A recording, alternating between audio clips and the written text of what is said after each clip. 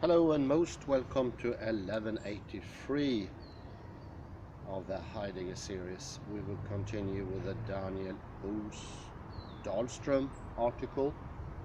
I will read the last thing and then I will come to summary, some thinking of my own, and also to see what this rather interesting interpreter of Heidegger has to say. This is part 3, where I ended last time, yesterday, Thursday, 12:40.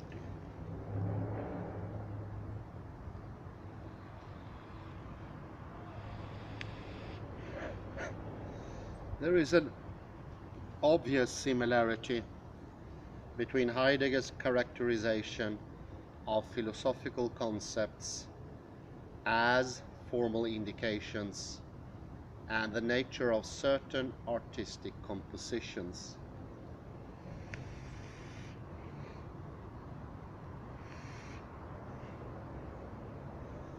Much as in a score and a script, in contrast to a sketch, something is expressed and formulated, but in such a way that what it is can only be realized as being performed,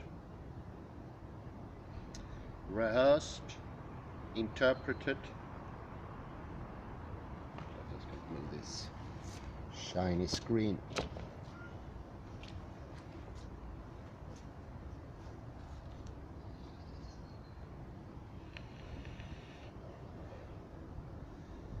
Indeed, insofar as the philosophical text on this account is not so much a statement about what is present at hand,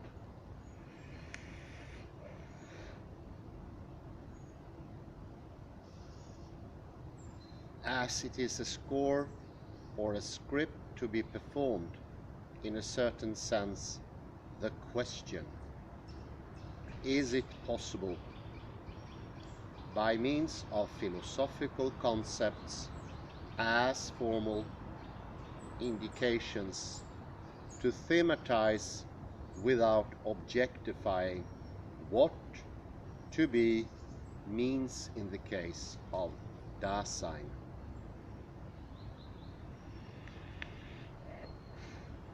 Cannot be legitimately be put to Heidegger.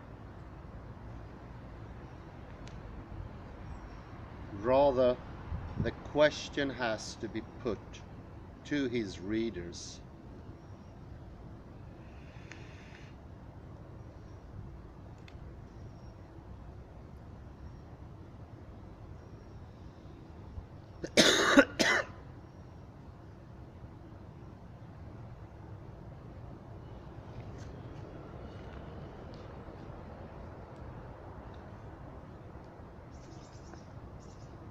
In later reflections on language, Heidegger himself pursues the close proximity of artistic composing to a non-objectifying philosophical thinking. Thinking, he observes, proceeds down its path in the neighborhood of composing. Similarly, in a 1964 letter to a group of theologians gathered at Drew University in Madison, New Jersey, Heidegger suggests poetic composition, Dichtung, can serve as an example of an excellent non-objectifying thinking and speaking.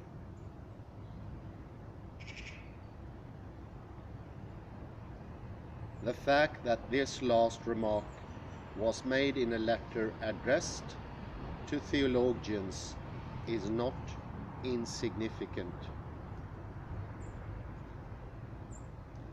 If Heidegger's characterization of philosophical concepts as formal indications possesses a significant similarity to the nature of artistic composition. It has even closer ties to what he understands as the theological formation and development of Christian belief.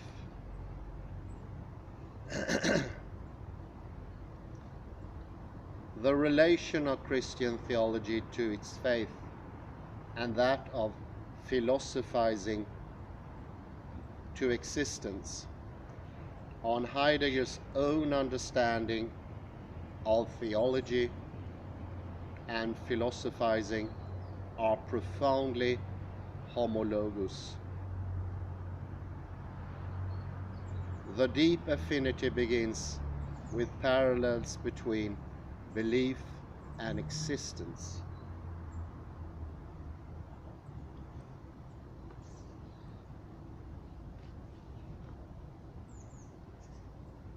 Heidegger understands belief as a manner of existing that is developed, or more literally, is timed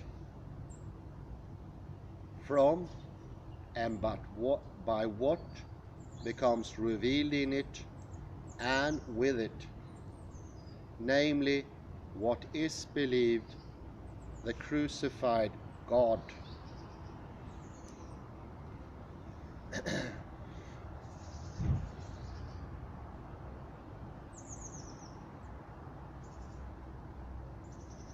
If belief is replaced with existence, revealed with disclosed, and the believed with temporality, then it becomes clear just how closely this account of belief mirrors the structure that lies at the bottom of the analysis of Dasein in Sein und Zeit.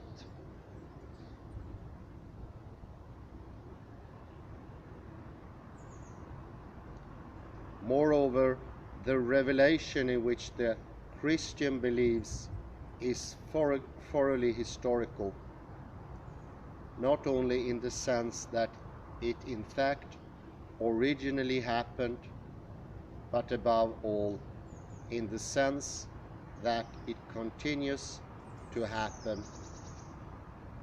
The revelation thus makes believers participants in the happening that revelation is. In a corresponding way, what it means for Dasein, to be,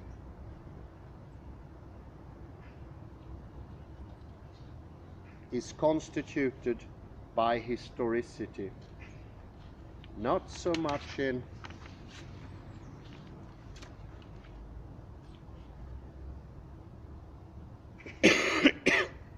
the sense that Dasein has a history, as in the sense that as existing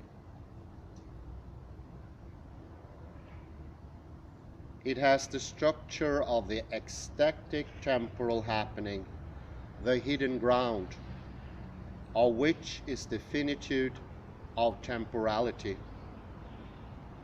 Belief is not an object of theology, in the sense that it participates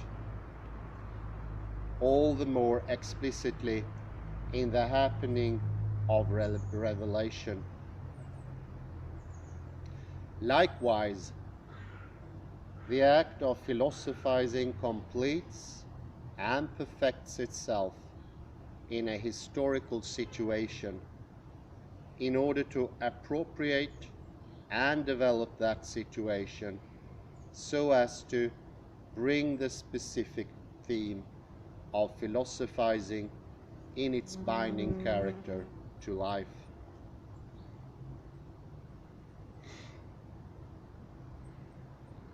In belief, the entire Dasein is placed before God, and indeed such that the existence struck by this revelation becomes revealed to itself in its forgetfulness of God.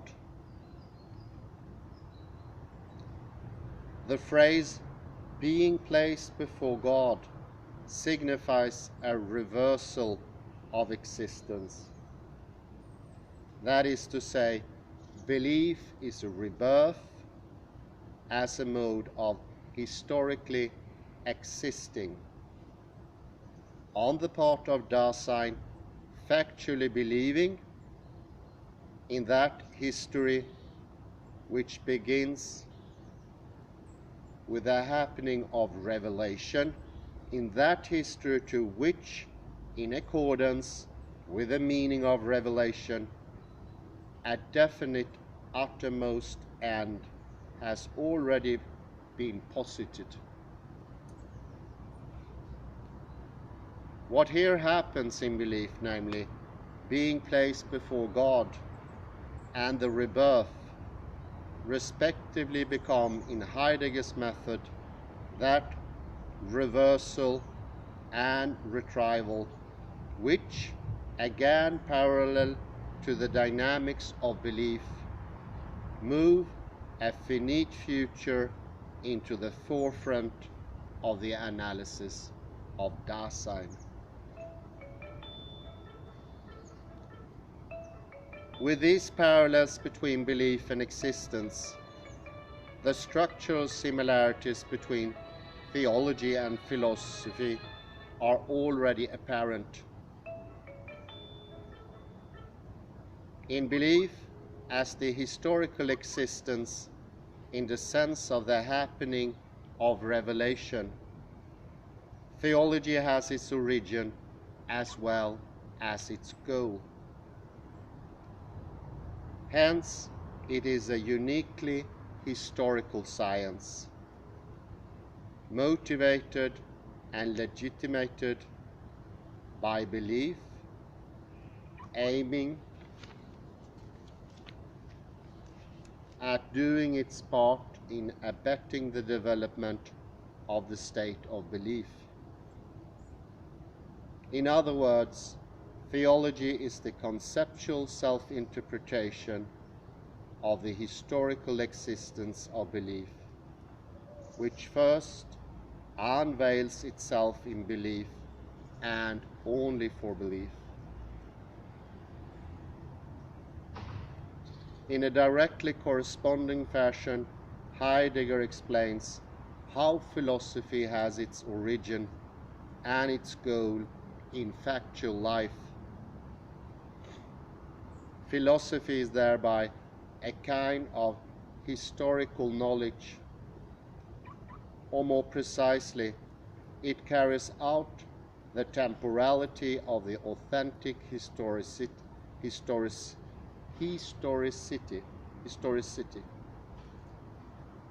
through which philosophy ideally lifts Dasein from its fall into the world, bringing it back to authentic existence.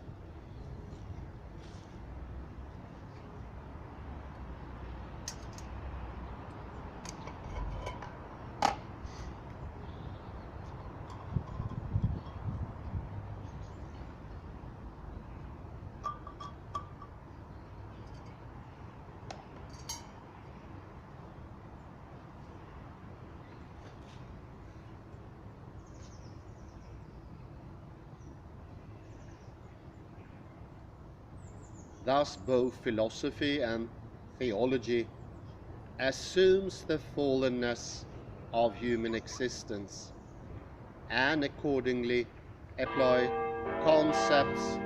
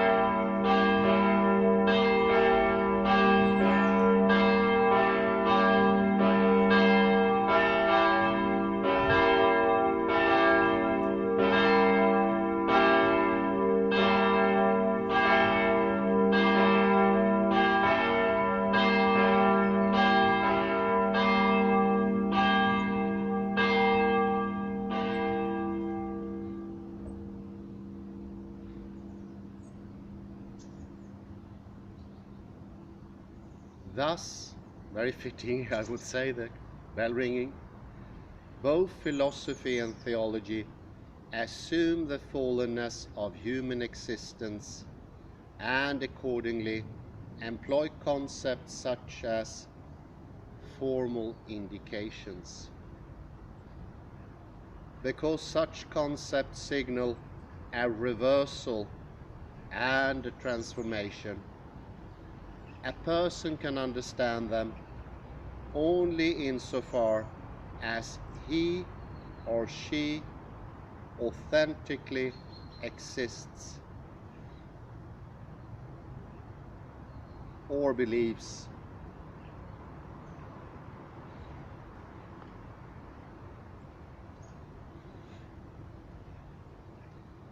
To be sure, being in the world like stands toward God takes place in any case. It is always already there.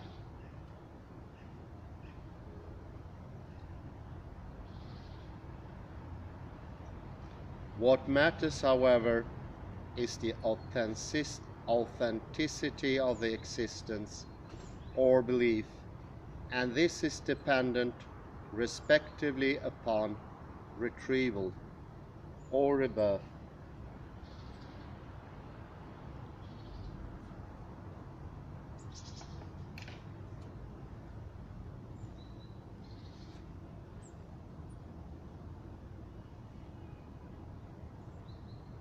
Only on the basis of such transformation, Heidegger urges in the winter semester of 1929 to 30, does the entire connection between inauthentic and authentic existence become conceivable.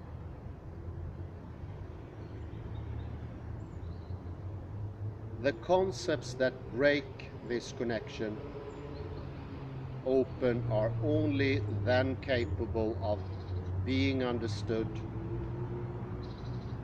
when they are not taken as meanings or properties and furnishing of something present at hand, but rather are taken as indications or signals for this, that the process of understanding must first disentangle itself from the ordinary conceptions of the particular being and explicitly transforms itself into the being there, Dasein, within it.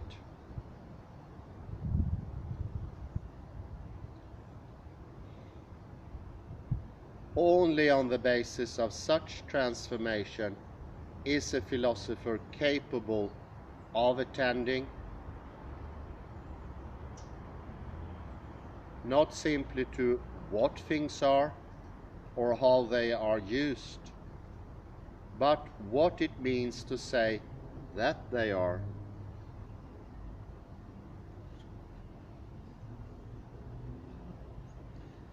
Just as theologians do not understand themselves as closet anthropologists, I hope not, so Heidegger does not understand himself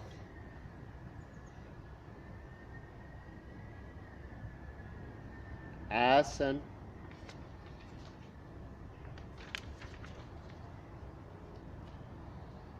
existentialist.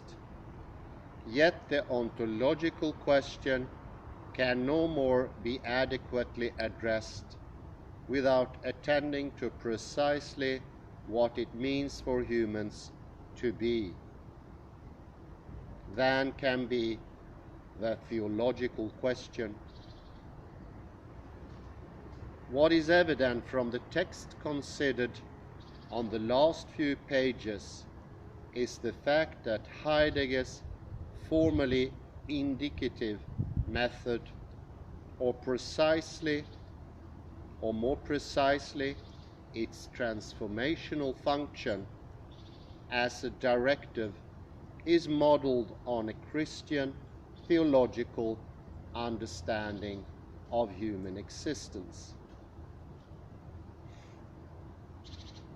It is therefore hardly surprising when Heidegger in 1921 chastises Löwit for measuring against the likes of Kierkegaard and Nietzsche.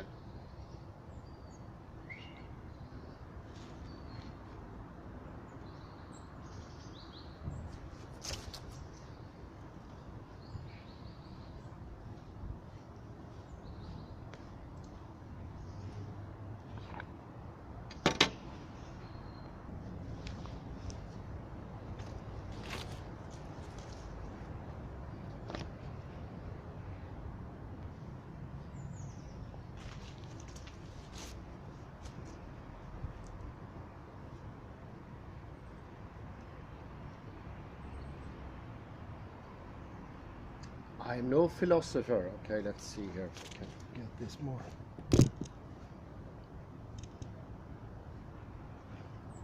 Sorry about that.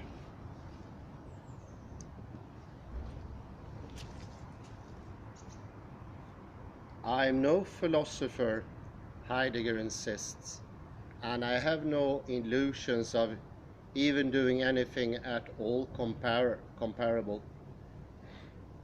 Rather, I am a Christian theologian.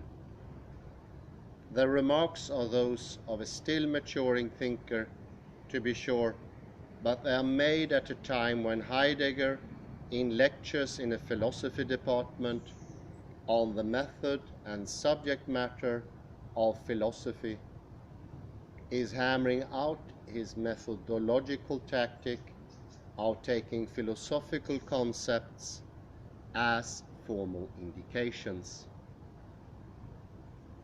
The aim of this paper has been to elaborate Heidegger's method as he conceived it in the late 1920s, and to demonstrate how the method in fundamental ways is appropriated from Heidegger understands by theology.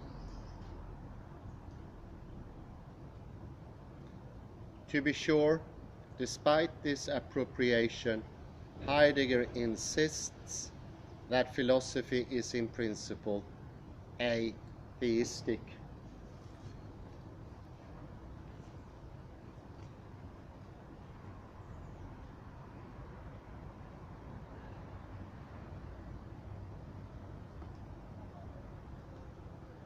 On the one hand, this claim might be taken simply as a reminder that the ontic, Christian theological question of what a particular being is, for example, God or revelation, is not to be confused with the ontological question of what to be means. On the other hand, some regard this claim as a ruse, obscuring the fact that Heidegger's analysis of authentic human existence is not neutral, but in fact antithetical to Christian theology. In the same vein, still others emphasize how Heidegger's method calls for a transformation also on the part of the theologian, but without providing the possibility of a return to theology. There is, however, another way of understanding Heidegger's atheism, just as the meaning of aletheia presupposes that of hiddenness, so Heidegger's method is only understandable in terms of his theism.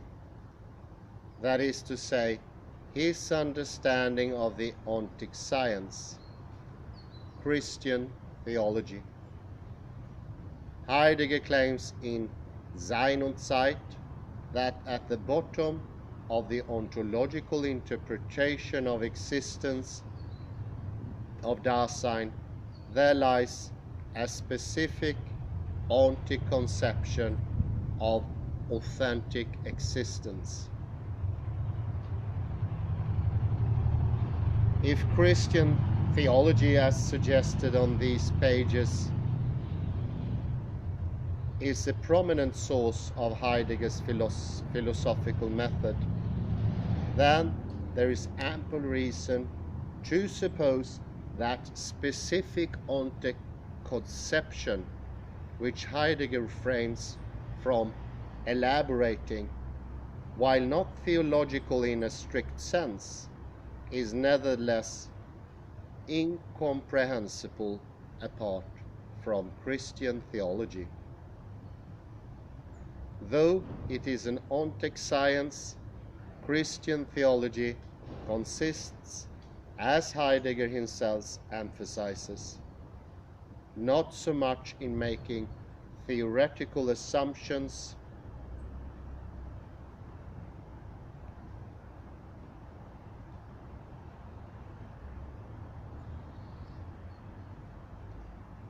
about what is at present at hand, but rather in formally signaling the presencing and the absencing of Dasein and the authentic transformation of Dasein, the thinker, its understanding entails.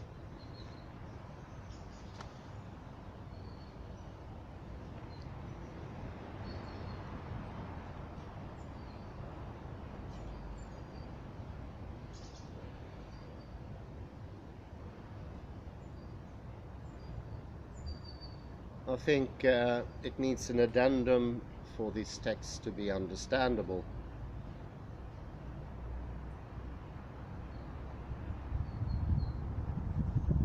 And I made a tryout.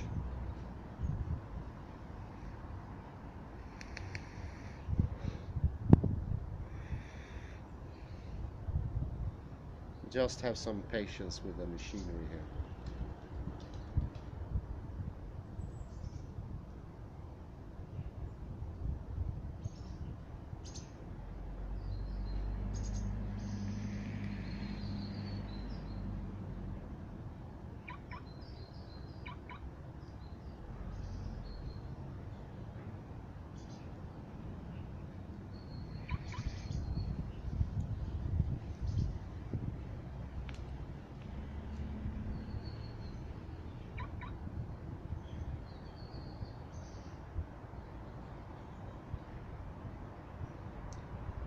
I call it stuckedness, and this is a help, my trial of making a help on understanding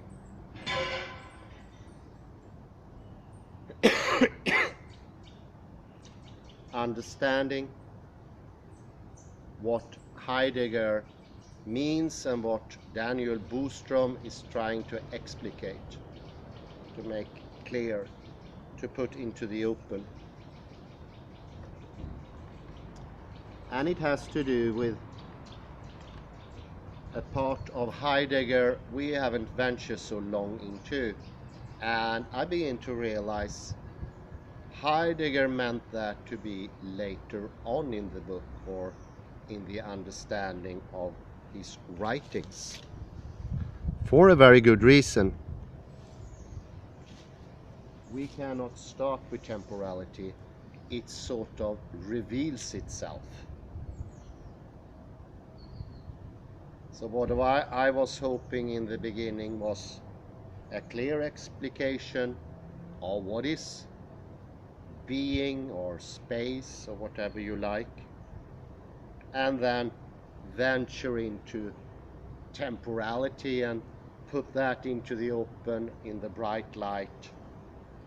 But time itself is the absencing and presencing, and therefore, in a way, time doesn't lend itself to be presented in open light, because time itself is the coming of light and the going of light. And in the absencing and in the presencing, this is where Dasein reveals itself.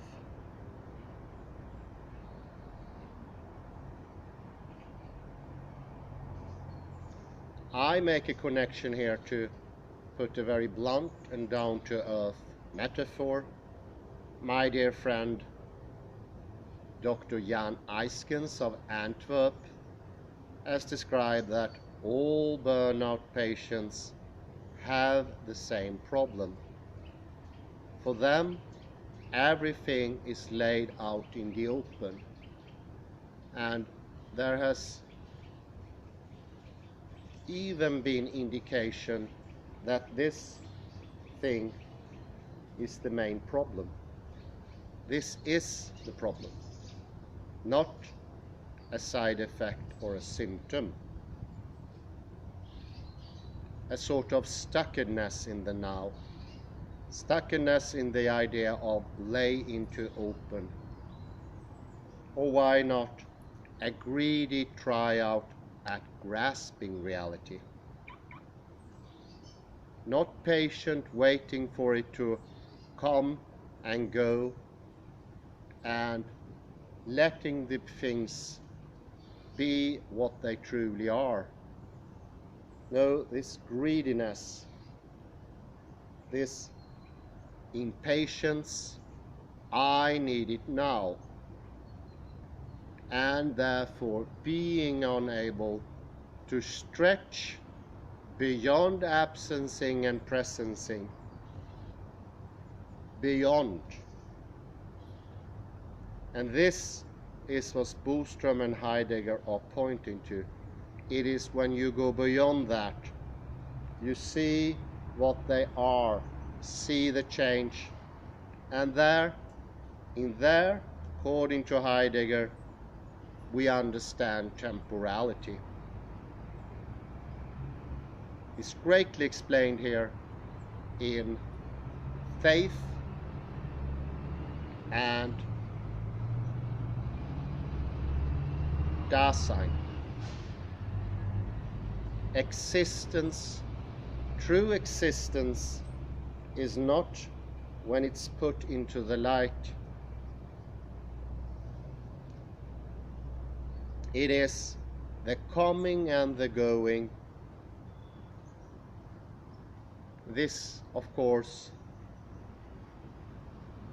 is close to the Newtonian physics, how it became a stuckedness in the here and in the now, and how the greater sphere of possibilities, projections, the Dasein's true character, the authentic living, the rising from the fallenness into the world,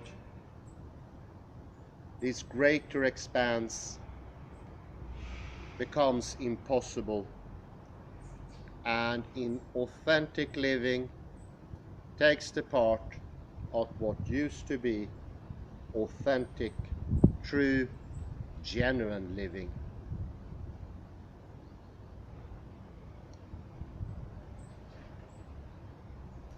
In the end, even future becomes a gathering of existences, piling them up, and as we mentioned before, becoming this stale future making with cause and effect out there, the objects, the happenings, in a strict way, alienated from us as human beings. We no longer are thrown into the world. We no longer always have been here. We become visitors, alienated from our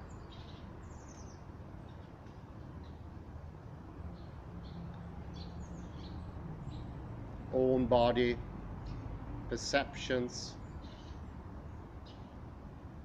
and our past becomes stale objects gathered in a causal, proven by truth, variables and values, no longer authentic memories or past, what Heidegger calls the Geschichte.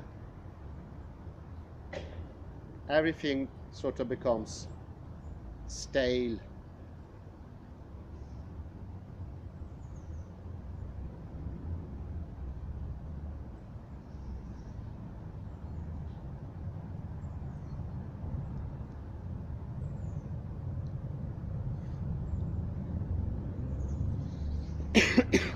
It is almost like nothing is happening anymore.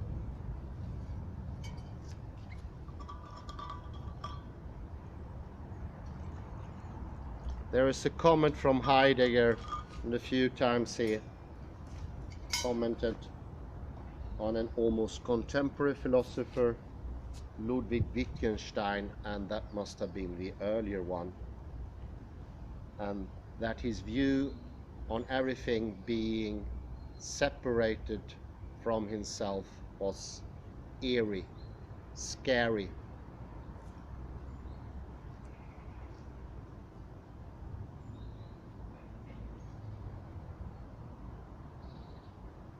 This is also something,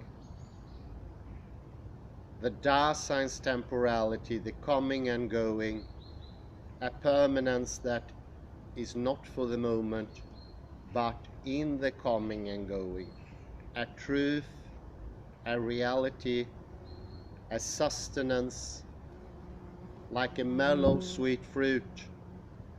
It is in the coming and the going. Therein lies the permanence, the beauty of the objects, our understanding of them. This is what was mentioned in the article as aesthetics, our sense of it. And that is an aesthetic that is not separated from truth. Very important.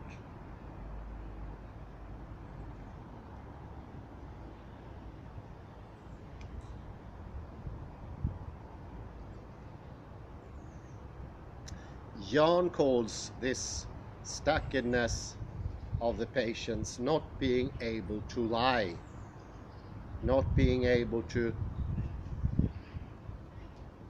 go beyond the facts of das Man, everyday life, and create a future that says, this now I have now, there can be something else that belies this now and here. That is not true of this instance. Being true of this instance is exactly classical physics. Belying this instance is exactly quantum mechanics.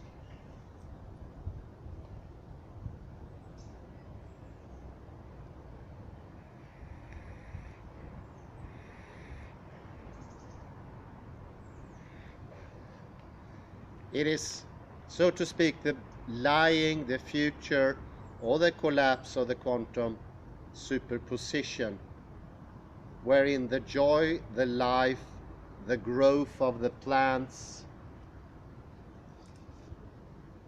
And I don't think there is a happenstance that such a great deal of the population here up in the north specifically get into depression in the autumn, because in the nowedness we cannot see the going, we cannot enjoy it, and we don't have this higher mode, the greater mood, the authentic mood, which is beyond.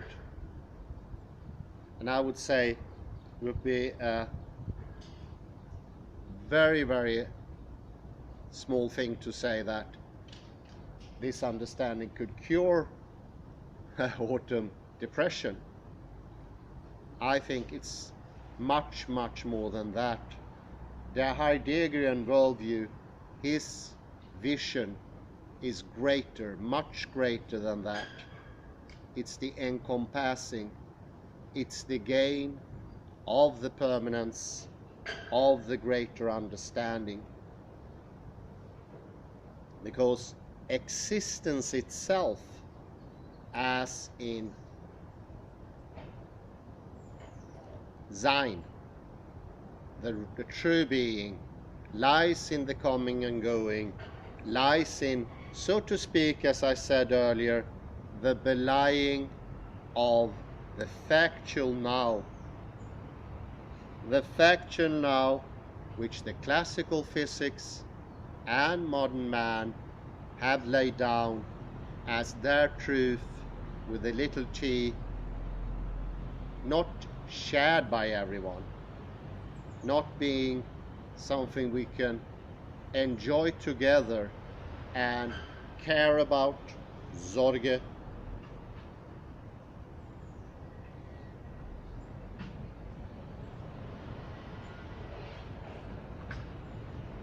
I would say this also is comparable to a strange attractor, something that creates order. The direction of the going beyond coming and going, or being coming and going, which is more correct. So here I changed the terms here to lead you into the Heideggerian terminology. Being in coming and going, that is futuring in the common sense balance, but it's something more, and therefore one should be careful that the words might get the idea that we're leaving reality. In a way, we're not in any way leaving it, I would say. We're getting back to the factedness of the things. This is not a departure from the world, it's a rising above, but also being in the world.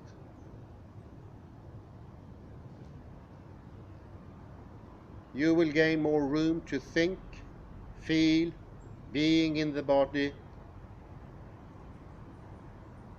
The wishing also makes possible for a second level where you can reflect of the now and the here. Something you can't do when you're stuck in the now and the here. You are like an animal, a little mouse or a little squirrel, just in the now. Nowhere else, no past, no future. We have become animalistic.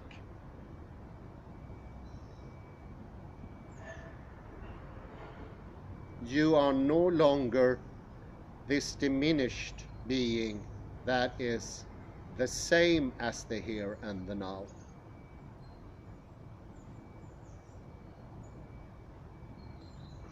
The distance, this wedge, is awareness and reflection. A wedge is being put in between you and the now and the here, and reflection all of a sudden is possible.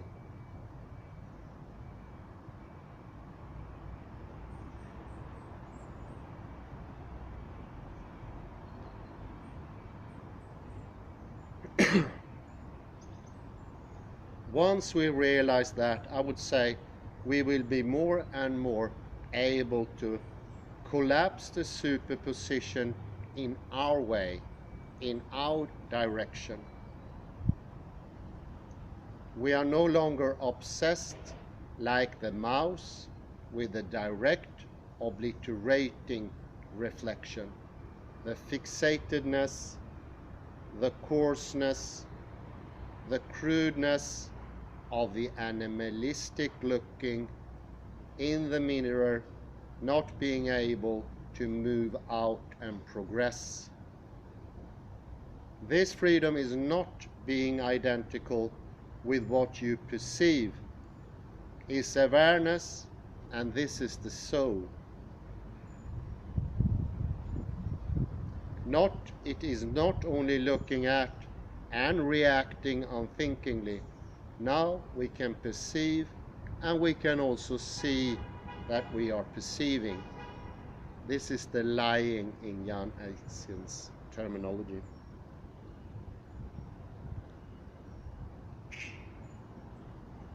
Possibly in common parlance as well.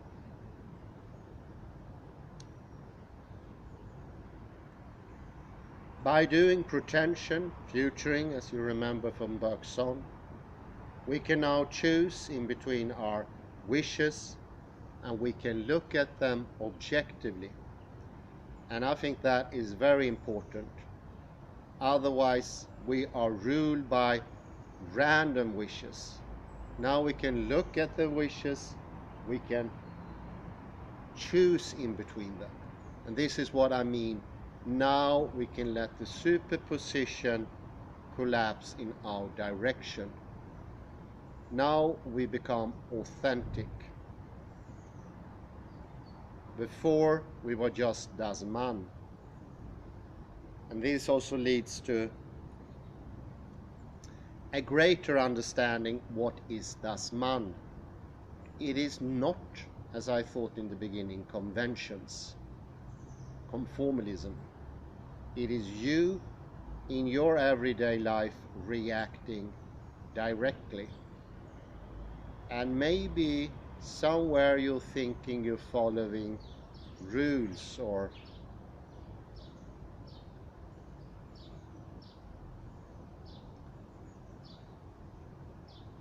what common people want you to do, or what is fitting for das Man, for anyone. This is why the word das Man, or anyone, is so anonymous. For a good reason. These das Man is not the rules, it's not conformity. It is a fallenness in a way that you become unaware. And unlike performing in something of a Sorge together with others, it is just a subjective acting out of something that is idiosyncratic and might, to use Wittgenstein, not even be understandable to yourself. This is very important. That is helpful to establish das Man as not fitting into the system of bad or good. Try to stay clear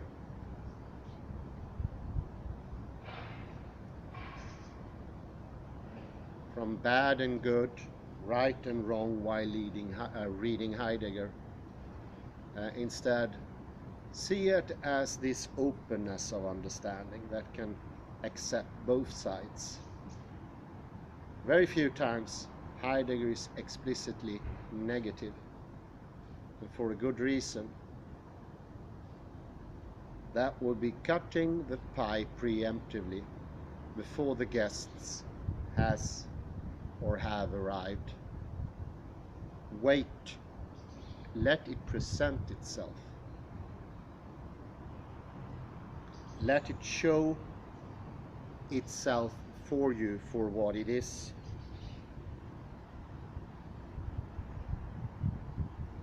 And this also goes with neurology. Tony Chimero, James J. Gibson, Ben Libet, and now Jiří Buzaki, that the very idea of things out there will hinder you from reaching them, to see things for what they are, for their thinginess, for their substantiality. You will be grasping after your own representations, being, so to speak, out of sync.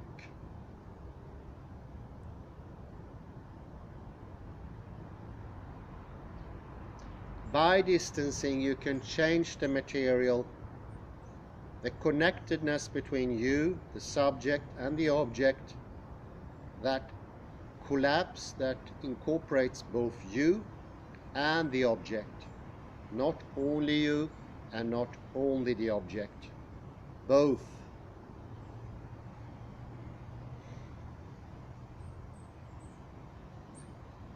By this distancing, we can start to change one thing. We can mold it. We get access to the outer world at the very same time as we get access to the inner world. And very important, this is a shared world. We get out of our shell. This is one of the most obvious facts of today. We don't share life worlds anymore. We all walk about in our own little made up, not even understandable to oneself world.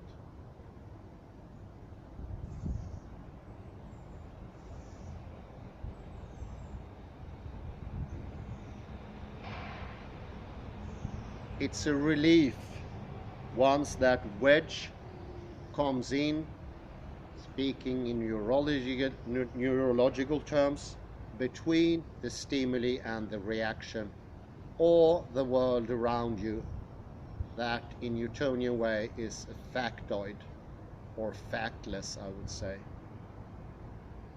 And the Newtonian world can only stay living as long as you don't understand time, by directly reacting to something that you made up yourself. You react to your own representations. This is what causes the reactions, not something out here.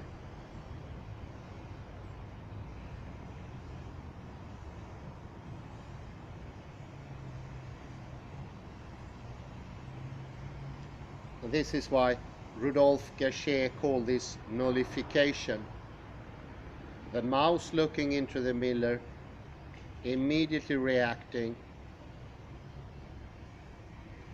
not being aware, mistaking the mirror image for another mouse. We are doing something similar, but we're not looking at something in the mirror.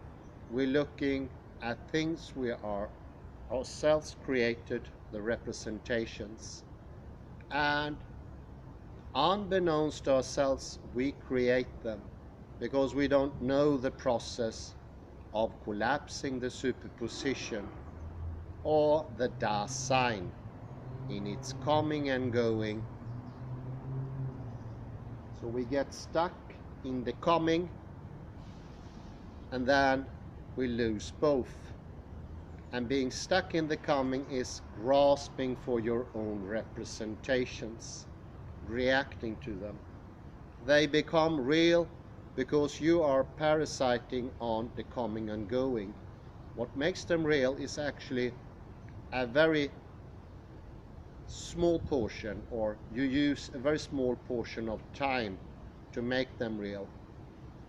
But you do it all the time and there is no direction. Your want is not there. You are not authentic. The wanting is for the things you created, and those have become automaticated. This is inauthentic living.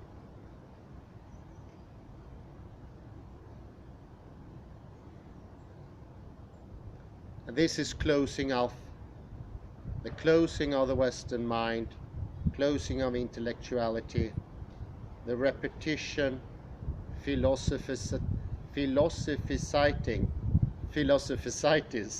the disease of reacting to one's own representations.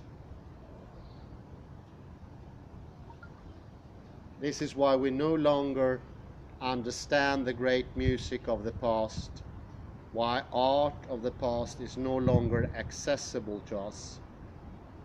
This is why the great thinkers, the great literary writers, Shakespeare, are disappearing. We don't let them present themselves. They are no longer allowed to be, because preemptively we grasp for them, decide them, delineate them in an idiosyncratic, non-shared way. That is very important. It's not shared. The unsharedness is one of the most important traits of this. So authentic belief is the projection into the future. That is temporality, and that is making real of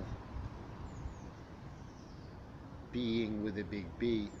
This is what we can strive to. This is our joy. So it's a joyful step to go into that.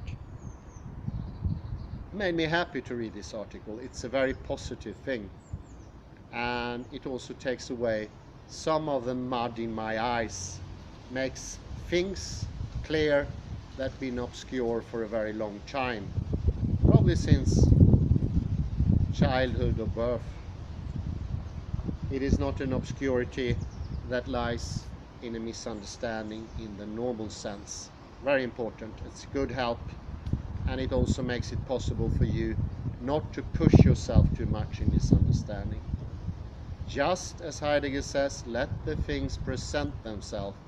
This understanding should present itself, not be pushed, not be chopped up, grasped for aggressively, not sort of pushing the N2 neurons and the T2 muscles.